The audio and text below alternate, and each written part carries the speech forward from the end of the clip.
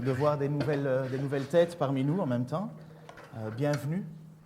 Il y a un peu d'écho. Je ne sais pas si... voilà, ça va mieux? Vous m'entendez bien? Il ne faut pas que j'oublie une chose importante. Ma femme m'a demandé 3 fois de dire n'oublie pas de faire une annonce et de me donner la parole pour une annonce. Alors, dans les annonces. Donc, il va y avoir un moment où je ne dois pas oublier de faire les annonces. Vous vous souvenez, la semaine passée, on a abordé un sujet difficile. J'en ai même qui sont venus me dire « Mais c'est quand même... c'est dur, hein ». Et c'est vrai que c'est dur. Parce que finalement, le message, si je dois le résumer de la semaine passée, c'est Dieu endurcit le cœur qui sont endurcis. Dieu n'endurcit pas. La première chose qu'il fallait ne pas oublier, c'est que Dieu n'est pas quelqu'un qui s'amuse à changer d'avis, qui s'amuse à changer de conception, un Dieu qui serait un tortionnaire, qui dirait toi non, toi oui.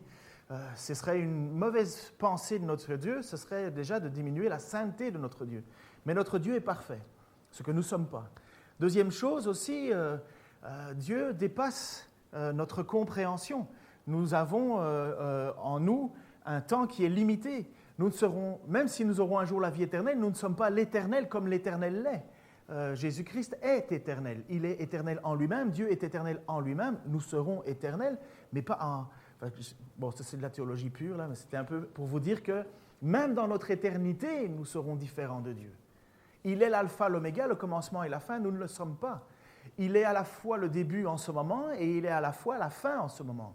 C'est ça qu'il est. Nous ne sommes pas. Nous avons commencé quelque part. Pas lui, de toute éternité. Aussi, quand nous avons vu ce passage-là difficile, finalement, c'était en perspective avec, malgré le nombre de signes que Jésus faisait, malgré le nombre de miracles, malgré le nombre de paroles, malgré le nombre de temps, Jean disait même que s'il fallait réécrire toutes les fois où Jésus avait fait des signes, il n'y aurait pas assez de livres sur la terre pour contenir tout ce qu'il a fait. Jésus n'a jamais fait l'économie de son désir de voir les gens être sauvés. Donc on ne peut pas reprocher à Dieu de ne pas avoir fait quelque chose. Dieu l'a fait constamment.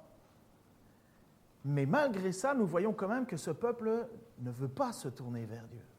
Il est bloqué. Et nous voyons en même temps cet entêtement, cette fermeture d'esprit, cet aveuglement. Nous voyons que Dieu, quelque part, nous le dit à travers Ésaïe, tu auras beau parler, ils ne t'écouteront pas. Tu auras beau dire, tu auras beau faire, ils ne verront pas. Et juste pour remettre en perspective, c'était l'histoire du Pharaon aussi. Mais nous devons à un certain moment plier le genou. Et comme je vous avais parlé de Paul dans l'Épître aux Romains, à un certain moment, pour quelque part faire comprendre que ce débat, à un certain moment, a une limite, que finalement nous questionnons Dieu et finalement nous demandons à Dieu de rendre des comptes, ce qui fait que nous nous instaurons juges de Dieu. Pour clore quelque part ce débat, l'apôtre Paul va dire à un certain moment, mais regarde, un potier, quand il fait un vase, il ne s'attend pas à ce que le vase lui demande pourquoi est-ce qu'il a fait tel genre de vase et pas tel autre. Et finalement, l'apôtre Paul nous dit à un certain moment, mais attention, vous êtes la création. Attention de vouloir trop questionner le Créateur, parce que finalement, c'est remettre en doute le Créateur. Donc, nous avons vu que ce passage, donc, il était compliqué, mais en même temps, il est dedans. On ne peut pas faire l'économie de ce passage. On ne peut pas dire « je ne veux pas le savoir » ou « non, ce n'est pas vrai » ou « ça ne correspond pas au Dieu que je me suis inventé ». Après ça, vous allez avoir des gens qui vont prêcher une partie de l'Écriture et pas la totalité. Finalement, c'est grave, hein, parce que le Dieu en lequel je crois, c'est le Dieu que la Bible me révèle. Pas celui en qui j'ai envie de croire, mais en celui qu'il est. Et dans tout son passage et dans toute cette situation difficile, je vous avais dit aussi que c'était le dernier message de Jésus-Christ publiquement. Il va encore faire d'autres choses, bien sûr. Il va y avoir la Pâque, il va y avoir le dernier repas, il va y avoir la prière à Gethsémanée, il va y avoir cette situation finalement tragique, mais qui amène vers la croix. Mais c'est le dernier discours public de Jésus.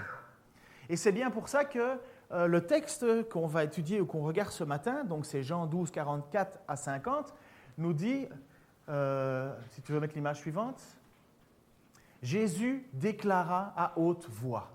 Si vous prenez dans votre Bible et vous regardez chapitre 12, verset 44, le dernier message, le dernier passage, Jésus déclara à haute voix, comme si c'était le dernier discours officiel Écoutez bien, à haute voix, Jésus crie quelque part. Écoutez bien, écoutez bien. Malgré le préambule que Jean nous dit que les cœurs se sont endurcis, vous ne voulez pas savoir, Jésus continue à forcer en disant « Écoutez bien !» Dieu n'existe pas. Personne n'a jamais vu Dieu. Combien de fois vous avez entendu cette phrase? Jamais? Quelquefois? Dieu n'existe pas, personne n'a jamais vu Dieu. Combien de fois avons-vous entendu cette remarque entourée des gens autour de nous? Et je l'ai dit autrefois lorsque j'étais plus jeune. Dieu n'existe pas, personne n'a jamais vu Dieu. Nous sommes entourés de citoyens, nous ne sommes pas submergés, mais nous sommes entourés de citoyens qui ne peuvent pas accepter que Dieu existe. Ils ne peuvent pas. Pour eux, c'est inconcevable. Mais pourtant, ils en parlent tout le temps. Vous connaissez le philosophe Michel Onfray, vous avez déjà entendu parler? Il dit parfois des bonnes choses et parfois il dit des choses que c'est inacceptable.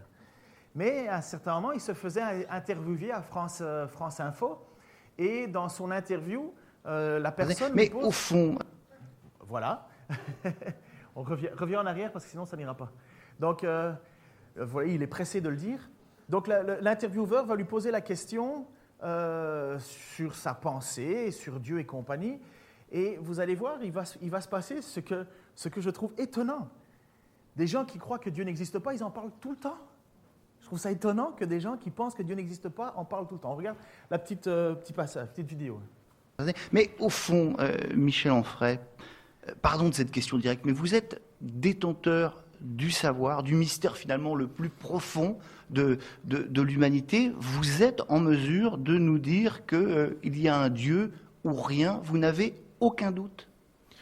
Écoutez, moi je trouve toujours très étonnant qu'on me demande à moi de faire la preuve de l'inexistence de Dieu, alors que c'est à ceux qui disent que Dieu existe d'en faire la preuve. Autrement, je vous dis, je suis venu ce matin en train, il y avait une licorne juste à côté de moi, faites-moi la preuve qu'il n'y avait pas une licorne dans le train à mes côtés, et ce sera la preuve que la licorne existe. Je vous demande pas une preuve, je vous demande si le doute est permis ou pas. Moi, c'est mon métier d'être philosophe et d'y avoir réfléchi à ces questions-là. Effectivement, je suis athée. Je dis simplement à des gens qui nous disent que Dieu est mort, mais qu'il est descendu de la croix et que 3 jours après, il était toujours vivant, ou que Dieu ouvre la mer en deux et fait passer son peuple, ou que si les gens le pensent, le croient, le disent, qu'ils m'en fassent la démonstration. Pour l'instant, permettez-moi d'être sceptique, ou du moins, même, non, je supprime sceptique, mais permettez-moi de ne pas croire à ces fariboles. Je ne crois pas en Dieu, maintenant que des gens y croient. Je le sais bien, il y a des gens qui croient aux soucoupes volantes, comme Raël, il y a des gens qui croient à la réincarnation, il y a des gens qui pensent que les tables tournent, et je donne tout simplement... ça, c'est du même ordre? Oui, pour moi, oui. C'est de la pensée magique, c'est de la fiction, ce sont des histoires pour les enfants, c'est la même chose que le Père Noël. Et en même temps, dans votre livre, toutes les 2 pages, vous revenez sur Dieu. Il y a une forme d'obsession. Je crois pas, non. Si je l'ai lu attentivement, c'est étonnant. On va pas faire de psychanalyse, mais... Je crois pas, je parle d'art. Enfin, je sais pas, peut-être vous avez raison, il faudrait que je lise 4 pages pour voir si vous avez 2 fois raison. Mais en même temps, c'est quand même le gros problème. C'est difficile d'être athée aujourd'hui, on est seul. On est vraiment très seul. C'est-à-dire que les gens qui ne croient qu'au réel, enfin Nietzsche disait de la philosophie qu'elle devait permettre de se contenter du monde donné. Il y a peu de gens qui se contentent du monde donné.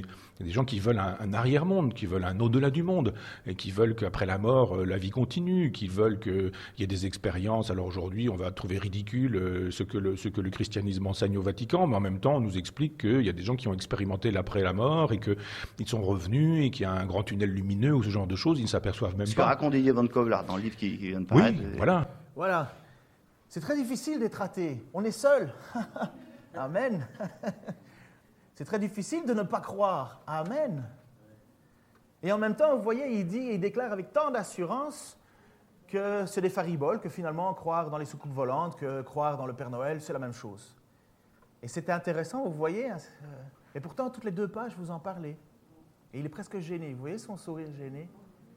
Parce que c'est impossible de nier. C'est impossible. Des vrais athées, ça n'existe pas. Et de toute façon, comme a écrit un très bon livre, il faut beaucoup de foi pour être athée. Croire que Dieu n'existe pas, croire que quelque chose au-dessus de nous n'existe pas, c'est une folie. Prenez le plaisir de lire les livres, même s'ils sont controversés et compagnie. Ça ne m'étonne pas qu'ils sont controversés, parce qu'ils déclarent des choses que les scientifiques n'aiment pas. Mais lisez les livres des frères Bogdanov. juste pour le plaisir, parce que ce n'est pas des traités de science absolue, bien qu'ils sont quand même des scientifiques, mais ce qu'ils aiment à nous faire comprendre dans leurs livres, c'est que c'est impossible que l'on vienne du hasard. Le hasard n'existe pas. Et pourquoi est-ce que cette pensée de l'homme, pourquoi cette pensée de l'éternité est ancrée en nous? Pourquoi finalement nous avons constamment ce besoin ou de nier absolument l'existence de Dieu, donc finalement en parler, ou de chercher, de courir après ce Dieu? Pour moi, ce n'est pas compliqué. C'est notre Créateur. Nous cherchons d'office un désir, un but à notre vie, un sens à notre vie. Un sens à notre vie. Personne n'a jamais vu Dieu. Et pourtant, Jésus va déclarer quelque chose de totalement différent. Jésus va déclarer « Celui qui m'a vu a vu le Père ». Je comprends les gens quand ils disent « Mais personne n'a jamais vu Dieu ». Parce que Dieu, finalement, ce serait, et c'est l'être qui est au-dessus de nous, qui est dans les cieux. Nous ne savons pas vraiment où, mais dans les cieux, au-dessus de nous. Ce que les scientifiques cherchent un petit peu. Même Einstein a déclaré à un certain moment, il y aura bien un jour où l'homme sera obligé de reconnaître qu'il y a dans les forces naturelles une loi au-dessus qui dirige. Mais donc on ne voit pas ce Dieu. Et le christianisme est, pour moi, la plus belle et la plus grande des révélations qu'il peut y avoir. Dieu marche au milieu de nous. Dieu fait homme. Dieu fait homme. Dieu n'est plus distant, Dieu n'est plus lointain, Dieu est accessible et Dieu s'est fait chair. Mais c'est incroyable. Et dans ce dernier discours que Jésus-Christ fait, c'est ce qu'il déclare. C'est ce qu'il a essayé de faire, essayé de dire pendant tout son ministère. Mais regardez, croyez, si vous ne croyez pas au moins ce que je dis, croyez au moins ce que je fais. Lisez vos Écritures. Souvenez-vous, Moïse, puisqu'il parlait des Juifs, Moïse a attendu ce moment. Moïse a parlé de moi. Vous ne voulez pas croire en moi? Eh bien, c'est Moïse qui sera votre juge. Parce que Moïse, lui, il a espéré en moi. Il disait ça à des gens qui voulaient et qui espéraient en Moïse. Je vais reprendre le texte, Jean 12, 44 à 50, et voici le texte. Jésus déclara à haute voix, « Si quelqu'un me fait confiance, ce n'est pas en moi seulement qu'il croit, mais encore en celui qui m'a envoyé. Qui me voit, voit aussi celui qui m'a envoyé. » Mais quelle déclaration incroyable! Celui qui me voit a vu Dieu. Mais vous pensez que c'est anodin? C'est exceptionnel. Exceptionnel. C'est pour être la lumière que je suis venu dans le monde, afin que tout homme qui croit en moi ne demeure pas dans les ténèbres. Si quelqu'un entend ce que je dis, mais ne le met pas en pratique, ce n'est pas moi qui le jugerai, car ce n'est pas pour juger le monde que je suis venu, c'est pour le sauver. Celui donc qui me méprise et qui ne tient pas compte de mes paroles a déjà son juge. C'est cette parole même que j'ai prononcée. Elle le jugera au dernier jour. Car je n'ai pas parlé de ma propre initiative. Le Père qui m'a envoyé m'a ordonné lui-même ce que je dois dire et enseigner. Or, je le sais bien, l'enseignement que m'a confié le Père, c'est la vie éternelle. Et mon enseignement consiste à dire fidèlement ce que m'a dit mon Père. Mon enseignement, c'est la vie éternelle. Le but de Jésus, la mission de Jésus, c'est de faire en sorte qu'on accède à cette vie éternelle. La vie après la mort. Vous savez, vous connaissez peut-être maintenant, vous avez commencé un peu à comprendre ma pensée. Je ne suis absolument pas contre les miracles, je ne suis absolument pas contre les paroles de connaissance, loin de là. Qui serais-je pour interdire à Dieu d'agir? Et je ne vais pas enfermer Dieu dans ma doctrine et ma théologie, mais la mission de Jésus, ce n'est pas guérir. Le but de Jésus, ce n'est pas faire que nous ayons une bonne vie sur terre. C'est une bénédiction et je suis heureux de l'avoir. Et nous prions pour que nos frères et nos sœurs puissent avoir une guérison. Et nous prions pour que nos frères et nos sœurs puissent trouver du travail. Et nous prions pour que nos frères et nos sœurs puissent avoir finalement une meilleure destinée. Comme pour Léon, dont on prie pour qu'il puisse faire venir sa famille. Pour Geoffrey, et nous avons prié. Et la bonne nouvelle, c'est que les visas sont accordés pour la famille de Geoffrey. Donc ils vont arriver incessamment. En même temps, vous avez répondu par générosité en pouvant faire en sorte qu'ils puissent payer les billets d'avion. Parce que ça, c'est l'Église. Donc nous prions et nous croyons tout ça. Mais ce que je suis convaincu, c'est que la mission de Jésus, c'est la vie éternelle parce que c'est ce qu'il dit, l'enseignement que m'a confié le Père, c'est la vie éternelle. Si les miracles et si les signes poussent les gens à la vie éternelle, amen, mais combien de gens ont vu des miracles et ne sont pas sauvés? Et finalement n'atteignent pas le but de Jésus-Christ, la vie éternelle. Mais qu'est-ce que c'est que la vie éternelle? Est-ce que vous vous êtes déjà posé cette question? Mais qu'est-ce que la vie éternelle? C'est quoi l'espérance? C'est quoi l'objectif? Qu'est-ce que la vie éternelle? Alors j'ai regardé quelques passages et en même temps je suis retombé dans mes livres de théologie systématique et compagnie parce que je me suis dit aussi, mais bon sang, c'est vrai, c'est quoi exactement la vie éternelle? J'ai une vague idée, bien sûr. Éternelle, déjà, c'est qu'on se dit qu'elle est éternelle. Ça veut dire que c'est long. Attendre la fin de l'éternité, ça peut mettre du temps. Comprenez l'idée? Une vie éternelle, ça veut dire une vie qui ne s'arrête pas. Mais franchement, une vie qui ne s'arrête pas sur Terre, moi je dis heureusement qu'il y a la mort. Hein. Excusez-moi, moi parfois j'en entends qui disent je veux vivre, je veux vivre, je veux vivre. Moi, je préfère mourir parce que je sais où je vais, quoi. Alors évidemment, préférer vivre lorsque tu as plein d'amis, plein d'argent, une bonne santé, d'accord, hein, lorsque ton paradis est sur Terre. Mais lorsque tu subis la vie, lorsque tu es écrasé par le poids des années, lorsque tu es fatigué de lutter, vous savez, je peux vous assurer qu'il y en a beaucoup dans l'autre côté de la terre, là, ils attendent qu'une seule chose, c'est ou le retour de Jésus-Christ ou de mourir pour aller vers Jésus-Christ. Alors, c'est quoi la vie éternelle? Eh bien, la vie éternelle, premièrement, c'est un lieu. Ce n'est pas une idée, c'est un lieu. C'est un lieu.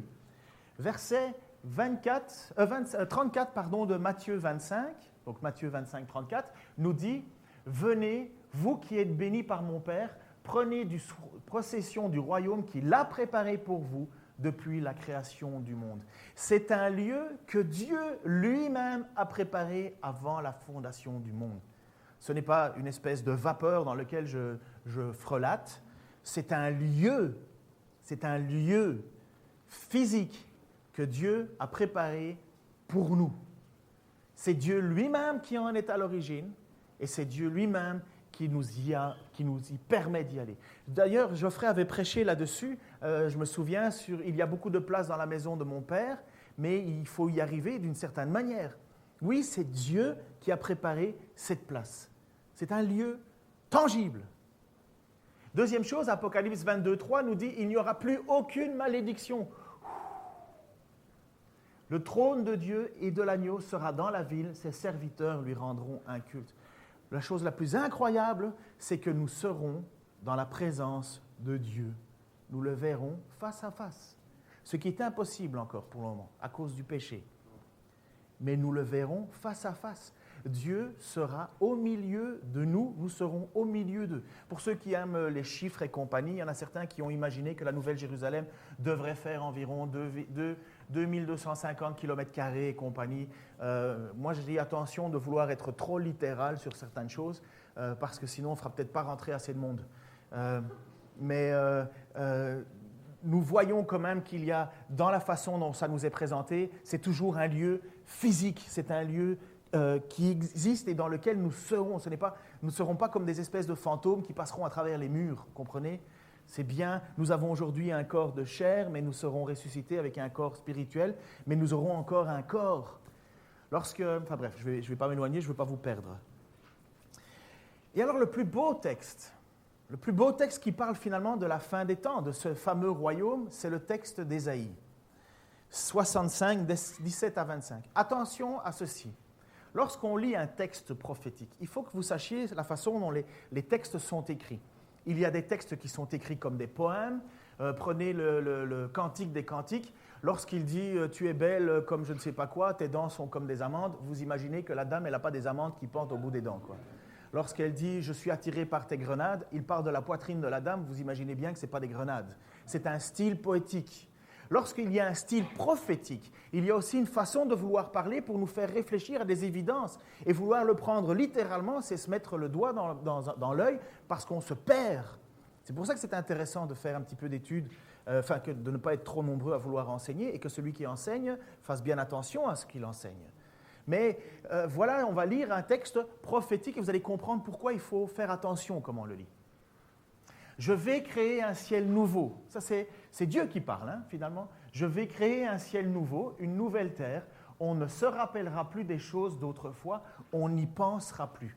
Ça veut dire que, vous savez, aujourd'hui, on traîne dans nos vies des blessures. Freud, et heureusement, ce n'est pas le seul qui a fait de la psychologie, hein, parce que ce n'est pas lui qui était le gourou de la psychologie, mais il a quand même dit une chose absolue. Il a dit, c'est vrai que nous avons quand même les blessures du passé qui affectent notre présent et affectent parfois même notre futur. Quelqu'un à qui on a toujours dit « t'es un idiot, t'es un idiot, t'es un idiot, t'es un idiot, t'es un idiot », il y aura peu de chances que ce gars-là, il va percer. Il aura toujours un sentiment d'infériorité, et ainsi de suite. Ben, bref. Et donc, finalement, nous vivons avec la mémoire qui nous écrase, le passé qui nous écrase. En même temps, vous savez, des gens qui ont vécu... J'aime beaucoup regarder des reportages sur la guerre 14-18. Mais ce n'est pas parce que j'aime les choses cruelles.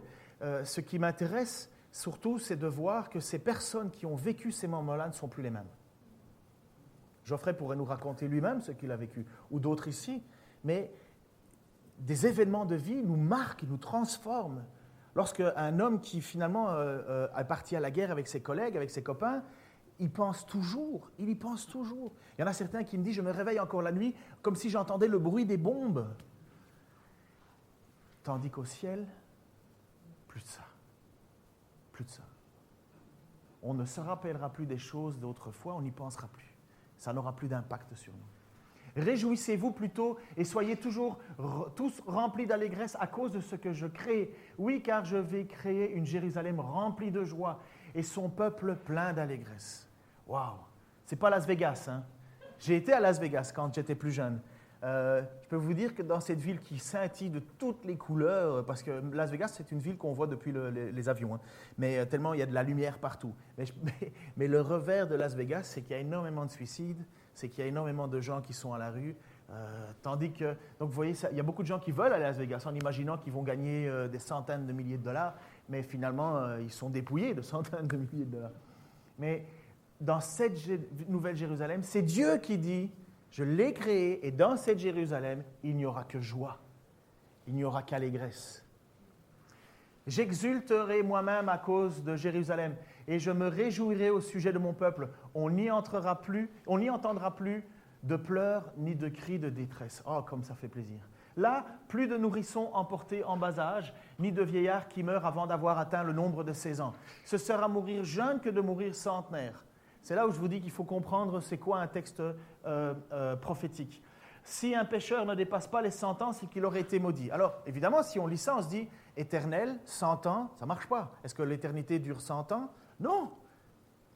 C'est justement pour nous faire comprendre cette pensée que pour nous, quand quelqu'un atteint 100 ans, on fait, les caméras arrivent, Jeanne Calment qui a de la difficulté à manger son yogourt, on la filme parce qu'on se dit super, elle a atteint 121 ans. J'ai un vieux monsieur qui fait l'Ardéchoise, il a 103 ans et finalement on fait 103 ans. Waouh! Mais quel est donc le secret de sa réussite et de sa jeunesse éternelle? Que je l'achète. L'Oréal s'est certainement fabriqué un produit pour ça. Peut-être. Mais vous voyez, attends, je viens de dire. Donc, vous voyez cette idée, cette façon prophétique de parler, c'est de dire, regardez, ce qui sur terre vous semble être magnifique, vous semble être atteindre des choses extraordinaires, au ciel, là, celui qui meurt à 100 ans, mais ce n'est pas qu'il meurt, c'est justement pour faire comprendre aux gens qu'on a une autre façon de penser. Voilà, on va plus loin. Ils se construiront des maisons. Donc c'est bien, la bonne nouvelle, c'est qu'on va continuer à travailler. Mais apparemment, on va travailler en joie. Que toutes les femmes qui se plaignent que leur mari ne soit pas bricoleur, leur mari sera bricoleur. Et que tous les bonhommes, les hommes qui se disent « Bon sang, ma femme, elle est toujours sur mon dos parce que je ne suis pas bricoleur », au ciel, apparemment, les liens de mariage ne seront plus les mêmes. Donc, ils planteront des vignes et ils en mangeront le fruit. Ça, c'est pour faire plaisir aux Bourguignons, aux Bordelais et aux Lyonnais. Ils ne bâtiront plus des maisons pour qu'un autre y habite à leur place. Ils ne planteront plus des vignes pour qu'un autre en mange les fruits. Car les gens de mon peuple vivront aussi longtemps qu'un arbre. Mes élus jouiront du fruit de leur travail. Vous savez, ça c'est un des problèmes dans notre société aussi. Vous savez qu'on a un maître casanier. En tout cas, moi, belge de nature, de naissance, on dit que le Belge a une brique dans le ventre. Mais s'il y a bien une chose qui est horrible, c'est que quand on construit quelque chose, finalement, c'est un autre qui va en jouir. on va devoir le revendre et compagnie. Donc il y en a certains même qui construisent leur maison, ils ne veulent absolument pas la quitter parce qu'ils savent le prix que ça leur a coûté. Mais ils vont devoir le quitter quand même. Si ce n'est pas pour aller dans une autre belle et magnifique maison, de toute façon, c'est pour aller dans une boîte en bois. Comprenez l'idée? C'est cruel à dire, mais voilà l'idée, c'est qu'on ne construira plus quelque chose pour que ça s'arrête. Ils ne peineront plus pour rien. Et les enfants auxquels ils donneront naissance ne seront plus destinés au malheur, ils seront une race bénie par l'Éternel et leur postérité sera avec eux. Alors, avant qu'ils ne m'invoquent, je les exaucerai. Ils parleront encore que j'aurai déjà entendu. Je crois qu'il y a encore une phrase. Les loups et les agneaux paîtront ensemble. Le lion mangera du fourrage, tout comme le bétail, le serpent mordra la poussière. Lui, il a été sauvé au début de la création, il a été condamné, sa condamnation ne changera pas. Il ne se fera plus ni mal ni destruction sur toute la montagne sainte, dit le Seigneur. Alors, c'est prophétique, ok? Ce n'est pas une description mot à mot de ce que vous allez vivre. Mais vous voyez que finalement, le mal n'existe plus dans cet endroit que Jésus-Christ et dont sa mission est de nous faire arriver. Il n'y aura plus de mal, il n'y aura plus de tristesse, il n'y aura plus finalement de pression sur nous. Et vous savez quoi? Nous avons tous ça au fond de notre cœur. Nous avons tous ce désir au fond de notre cœur. Juste un petit jeu de réflexion. Les gens disent « Ah, j'aimerais bien que le monde soit meilleur. J'aimerais bien aller vivre dans un endroit sur Terre où ce serait plus magnifique. » OK. Depuis quand ça existe? Depuis quand ça existe? Même les cartes postales, lorsque vous voyez dans les îles et compagnie, on ne les voit pas, les moustiques, mais ils sont là, quoi. On ne les voit pas, les microbes, mais ils sont là. Se taper une tourista dans les Seychelles, c'est pas cool, hein? C'est pas l'idéal. Il n'existe nulle part sur la Terre un endroit magnifique, un paradis. Steve Jobs, vous connaissez Steve Jobs, celui qui est créateur d'Apple, Macintosh et compagnie, richissime de richissime de richissime. Mais il est mort d'un cancer. Il s'était fait construire le plus beau yacht du monde, dessiné par Philippe Stark, fierté française quand même, il faut l'accepter, et designer. Eh bien, il n'en a jamais profité. Il n'en a jamais profité. Mais pourtant, au fond de nous, nous avons la certitude que le paradis existe sur Terre. Mais ce n'est pas vrai. Nous avons la persuasion que le mal serait possible. D'ailleurs, c'est un but humaniste, hein. Ils pensent que par la politique et la connaissance et l'argent et le capitalisme, nous allons atteindre un certain niveau de liberté et que tous les hommes seront frères entre eux et s'aimeront et chanteront main dans la main autour d'un feu. Non, c'est une idée qu'on a, mais ça n'arrive jamais. Parce que nous sommes sur terre. Nous ne sommes pas la création encore. Mais cette aspiration du bonheur est en nous. Mais d'où vient-elle ? Puisqu'elle n'a jamais existé. D'où vient-elle? Qui nous a dit que finalement, vivre des problèmes et des difficultés n'était pas la vie normale? Parce que c'est ça la vie normale, c'est des problèmes. Avoir un enfant, c'est magnifique, jusque quand il a 16 ans. Et puis après, ou peut-être avant. Quand on regarde des magnifiques photos de bébés et d'un bébé qui naît, ok, mais qui a dit aux parents qu'ils n'allaient pas dormir toute la nuit? Vous voyez, ça n'existe pas, je crois. Enfin, ça, c'est des bêtes exemples que je prends. Mais ça n'existe pas, le vrai bonheur, la félicité. Ça n'est quelque chose qui est que transcendant. Alors, Michel Monfray, il dit « Ah oui, mais les gens aspirent finalement à un meilleur, un ailleurs, un autre. » Mais oui, parce que Dieu a mis en nous la pensée de l'éternité. Parce que Dieu a mis en nous cette idée que ça existe, puisque c'était là que nous étions à la création. Et quand Dieu vient sur terre, il vient au milieu de nous. Sa mission et son but, c'est quoi? Nous permettre d'y aller. Nous permettre d'atteindre cet endroit-là. Mais pas n'importe comment. Pas n'importe qui. Pas de n'importe quelle manière. C'est quand même Dieu, là. C'est les exigences de Dieu. Si Dieu s'est créé une terre telle que nous la voyons, et qui était bonne, et que finalement le péché est venu tout foutre en l'air, vous pensez quand même que la nouvelle Jérusalem, le péché n'existera plus? Mais qui va en faire partie? Mais des pécheurs. Des pécheurs. Puisque de toute façon, on est tous pécheurs. Mais tous les pécheurs? Non. Lesquels? Tous ceux qui reconnaîtront que sans Jésus-Christ, il est impossible d'atteindre ce lieu, parce que c'est impossible que dans mon état, je puisse aller dans cet endroit parfait. Mais ce n'est pas juste le fait de connaître le nom de Jésus-Christ qui est mon salut. Jésus va dire, je ne vous connais pas à certains. Le texte qu'on a vu et qu'on va revoir encore tout de suite dit, attention, là, ce n'est pas d'avoir entendu mes mots, c'est de les avoir mis en pratique. C'est très à la mode aujourd'hui de dire, fais toutes les conneries que tu veux, à la fin, de toute façon, tu as ta carte du parti, tu la sortiras au bon moment et tu vas être sauvé. J'ai jamais vu ça dans les Écritures. Moi, dans l'Écriture, je vois le mot persévérance, je vois le mot prenez garde. Dans l'Épître aux Hébreux, il dit attention de ne négliger une si grande grâce. Négliger une grâce, comment est-ce possible? Attention. Dans l'Épître aux Hébreux, il nous dit faites attention, regardez la promesse qui avait été faite au peuple juif aussi à l'époque, lorsqu'ils sont sortis d'Égypte, et pourtant seulement 2 sont rentrés de ceux de la génération. Les moins de 20 ans sont rentrés parce qu'ils étaient, Dieu ne les a pas fait tomber la condamnation des parents. Mais seulement 2, Josué et Caleb. Et finalement, il utilise ça pour nous dire attention, s'il vous plaît, prenez garde, ne gaspillez pas cette grâce comme si cette grâce était finalement le droit de faire n'importe quoi. Les choses anciennes auront disparu.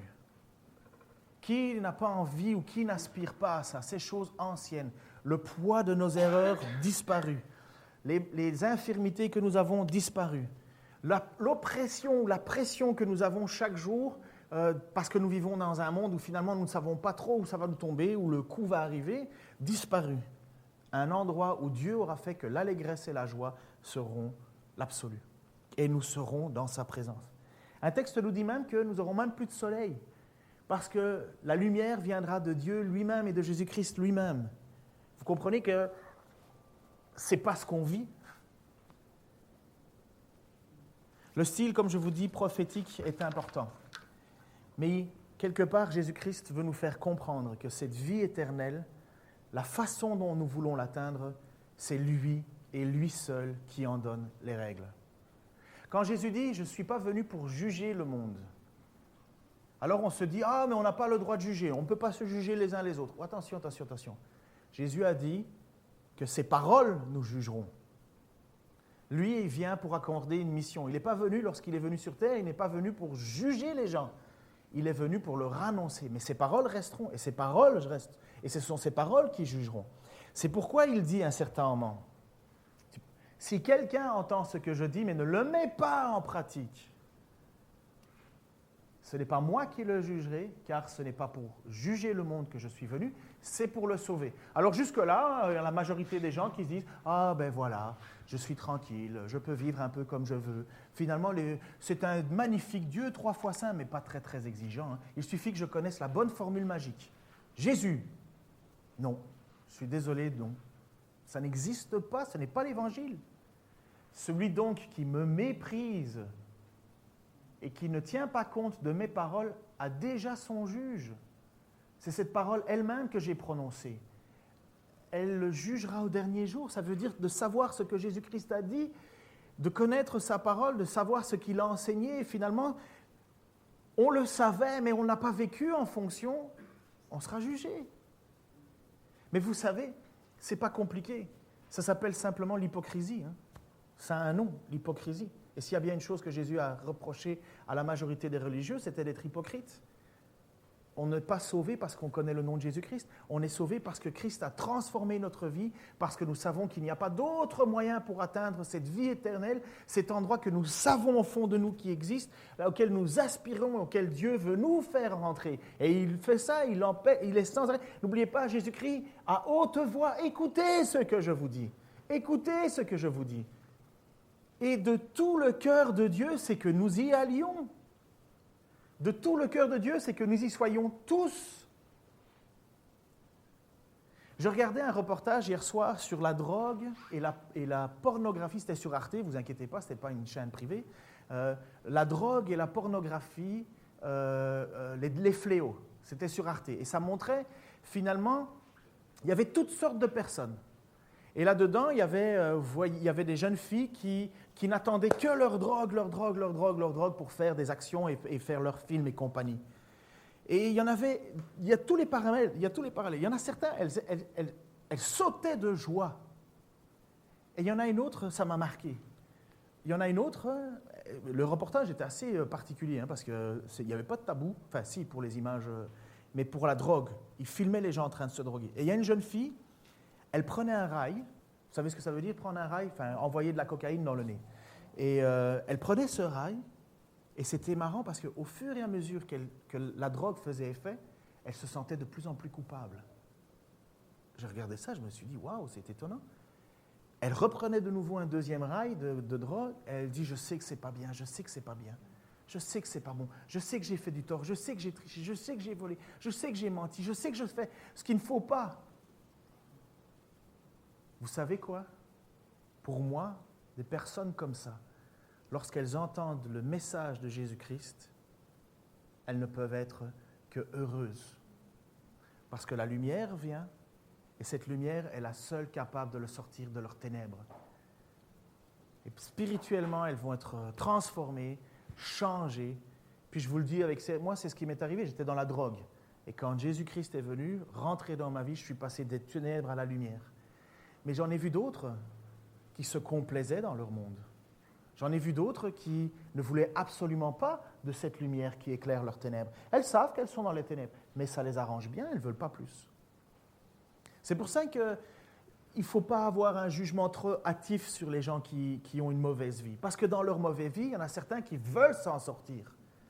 Mais il ne faudra pas être niais en croyant que toutes les prostituées droguées vont être au ciel. Ce n'est pas parce que Christ a donné et a offert le pardon à une que ça veut dire que c'est un alibi pour toutes les autres. C'est faux. C'est juste que le cœur de Dieu, Dieu voit le cœur des hommes et voit où nous en sommes.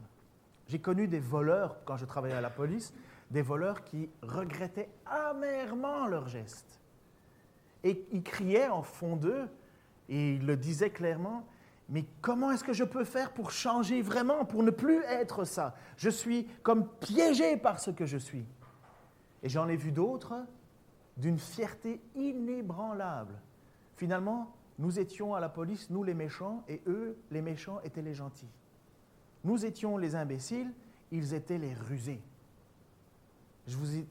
On voit de tout. Et ça, c'est ce que Jésus-Christ est venu faire. Il est venu mettre en lumière nos ténèbres. Et il est prêt, et il est capable, et il a la puissance de nous faire sortir de ténèbres pour que nous puissions avoir accès à cette vie éternelle, accès à ce lieu où finalement tous ceux qui y seront des anciens pécheurs, mais nous serons dans sa présence, avec lui. Et il y en a d'autres qui auront entendu ces choses-là, n'auront pas tenu compte, et Jésus leur dira, vous n'entrerez pas. Et un texte nous dit qu'il y aura des pleurs et des grincements de dents. Alors quel est le rôle du pasteur, du prédicateur, de l'enseignant? Il en est deux. Honnêtement, il en est deux. Le premier, c'est de vous dire que cet endroit est rempli de pécheurs. Que cette vie éternelle n'est accessible qu'à ceux qui se reconnaissent comme pécheurs et disent finalement, j'ai besoin du salut de Dieu. J'ai besoin que Dieu efface mon péché. J'ai besoin que Dieu efface mon ardoise. Ça, c'est la croix. Ça, c'est ce que Jésus crie. Il crie. Il dit, je suis là pour que vous ayez la vie éternelle. Écoutez, croyez en moi. Pourquoi est-ce que je croirais en toi? Parce que celui qui m'a vu a vu Dieu. Et Dieu a préparé une place. Et mon rôle, c'est de vous y amener. Et comment ça va se passer? Eh bien, je vais mourir sur une croix. Je vais prendre tes fautes devant Dieu. Je vais faire en sorte de payer pour tes fautes pour que tu puisses entrer dans ce lieu magnifique.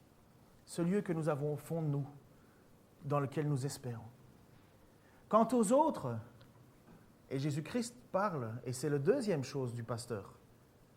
Attention, ne négligez pas une si grande grâce.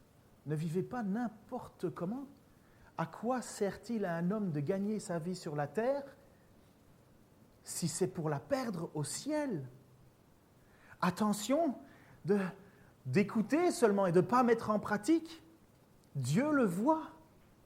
On peut faire semblant dans une église, on peut faire semblant dans beaucoup d'endroits. Je peux lever les mains bien plus haut que tout le monde, je peux crier Alléluia bien plus fort que tout le monde. Mais Dieu voit si oui ou non je suis en train de vivre la vie qu'il me le demande ou pas. Mais c'est de notre salut dont il est question. Le salut est gratuit. Le salut est gratuit. Dieu n'a pas demandé que je fasse autre chose que d'abandonner ma vie pour laquelle il est mort. Il ne m'a pas demandé de faire autre chose que de dire mourir à soi-même. Celui qui voudra garder sa vie la perdra, celui qui sera prêt à perdre sa vie la sauvera. Et qui d'entre nous ne veut pas atteindre cet endroit magnifique? Lequel d'entre nous n'a pas envie d'aller au ciel dans la présence de Dieu? Qui a envie de rester sur cette terre avec toutes les vicissitudes qu'il y a, avec toutes les difficultés qu'il y a, avec toutes les désillusions qu'il y a, toutes les frustrations? Qui a envie de rester ici?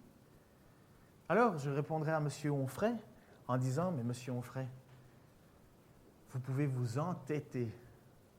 Vous pouvez croire ou me dire que je dois vous faire la preuve que vous aviez une licorne à côté de vous lorsque vous êtes venu en train ce matin. Et je ne pourrai jamais vous faire cette preuve-là. Par contre, l'Esprit de Dieu est rentré en moi parce que j'ai reconnu que sans Dieu, je ne pouvais aller nulle part. Alors oui, il y a un au-delà, M. Onfray. Un au-delà que tout le monde essaye d'atteindre. Mais pourquoi est-il là? Et comment on y arrive? Et Dieu lui-même, c'est incroyable, Dieu lui-même est descendu au milieu de nous pour nous le dire, pour nous dire qu'il était venu nous chercher, pour nous dire que Dieu avait préparé cette place et que Dieu nous dit, tu n'as pas besoin de faire autre chose que de reconnaître tes fautes, reconnaître que je suis mort pour toi. Et comme Jésus a dit à cette dame, va et ne pêche plus. Nous pécherons malheureusement encore. Mais nous n'avons pas le droit. Nous pécherons malheureusement encore, mais nous ne devons pas nous en réjouir. Nous pécherons malheureusement encore, mais ce n'est pas cela à quoi Jésus nous a destinés. Seigneur, je te prie pour moi en premier, et pour tous ceux, Seigneur, qui aspirent à être dans cet endroit de félicité, de paix, de joie, d'exultation, de bonheur. Seigneur, cet endroit que tu as préparé toi-même, cette nouvelle Jérusalem, Seigneur, cet endroit, ce lieu où nous serons dans ta présence. Seigneur, oh, comme j'aspire à cela. Seigneur, si je n'ai pas un espoir aussi grand devant moi, à quoi bon vivre? Seigneur, si je n'ai pas cette certitude que ce lieu existe, quel est le sens finalement de cette vie? Seigneur, mais tu ne nous as pas sauvés que pour cet endroit-là, tu nous as sauvés aussi pour être ici, maintenant, pour soulager les douleurs des uns et des autres, Seigneur, pour servir de guide à ceux qui ne te connaissent pas. Seigneur, je te prie pour tous ceux qui se sentent écrasés par leurs péchés et finalement ont la certitude qu'ils n'atteindront pas ce lieu. Seigneur, rappelle-leur que tu es mort à la croix et que toi, tu as tout accompli. Seigneur, rappelle à ceux qui vivent dans le péché malgré le fait qu'ils te connaissent. Rappelle-leur de prendre au sérieux leur vie chrétienne, de prendre au sérieux tes paroles, parce qu'elles nous jugeront. Seigneur, je sais que tu es lent à la colère, tu es patient. Seigneur, tu fais preuve d'une patience qui nous dépasse. Seigneur, donne-nous d'être patients aussi avec ceux qui cherchent et qui avancent à tâtons. Seigneur, permets-nous de supporter. Mais nous savons qu'au final, c'est toi qui nous accueilleras. Et je te remercie, Seigneur, parce que tu es venu au milieu de nous. Et que ton but, c'est de nous amener vers toi pour cette vie éternelle. Seigneur, merci parce que lequel d'entre nous pourrait y aller? Merci pour ta grâce, nous allons encore la chanter, nous allons encore la célébrer, nous allons encore la vivre. Nous vivons encore, Seigneur, dans ces temps difficiles, Seigneur, où nous sommes à l'étroit dans cette vie parce que tu as mis en nous la pensée de l'éternité. Et Seigneur, merci parce que tu cries encore à haute voix, viens, viens, abandonne ton fardeau, abandonne tes péchés, abandonne cette vie qui te mènera nulle part, Seigneur. Et tu cries encore, et tu cries encore, et tu cries encore. Seigneur, que nous puissions prendre cette parole au sérieux et vivre en fonction pour ta seule et unique gloire. Amen.